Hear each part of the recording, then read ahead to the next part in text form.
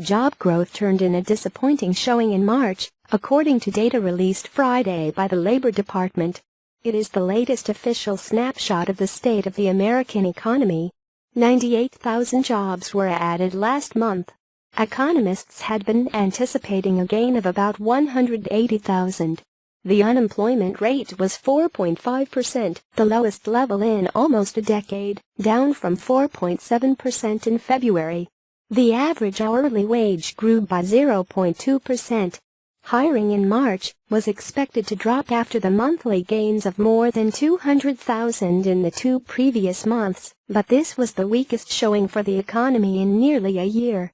Although it represents just 1 month's data, it will raise questions about whether improving business sentiment is actually translating into any meaningful action by employers.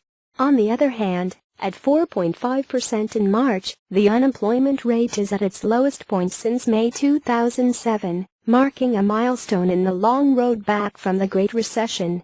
The robust numbers in January and February led some analysts to conclude that the economy was benefiting from a Trump bump after President Trump's election, but hard data to support that argument has been scarce. A month ago, Sean Spicer, the White House press secretary, claimed credit for the increased job creation on Mr. Trump's behalf, saying it was a result of the surge in economic confidence and optimism that has been inspired since his election. The latest report will only add to the debate over whether so-called soft data, like stronger sentiment among businesses, is actually prompting companies to hire more workers. March's data suggests it isn't, as does the 38,000 downward revision in estimated job creation in February and March. It was a disappointing report with no silver lining in the details, said Rob Martin, an economist at Barclays. Service sector employment weakness points to a substantial slowdown in activity. The headline number for hiring and the unemployment rate are derived from separate surveys by the Bureau of Labor Statistics, one of establishments, the other of households. Although the two tend to converge over time, they can vary widely from month to month, and March was one of those times.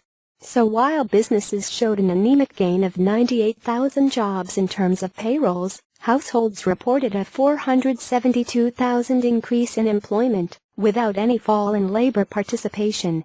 That explains why the unemployment rate could fall by 0.2 percentage point, even as the headline number for job creation fell way short of expectations.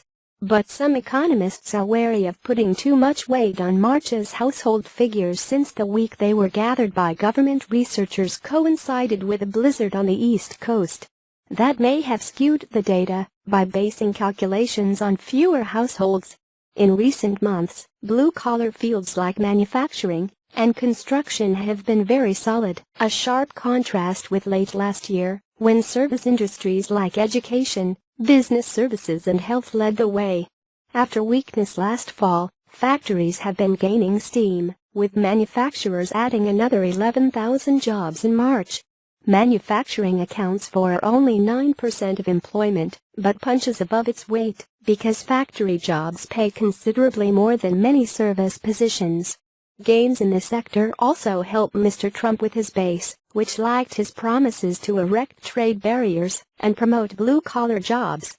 But for the moment, improving economies overseas and the fading effects of the strong dollar have much more to do with the manufacturing sector's revival than policies in Washington.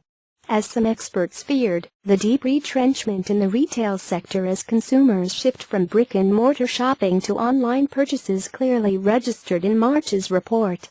Retail lost 29,700 jobs, on top of a 30,000 reduction in February.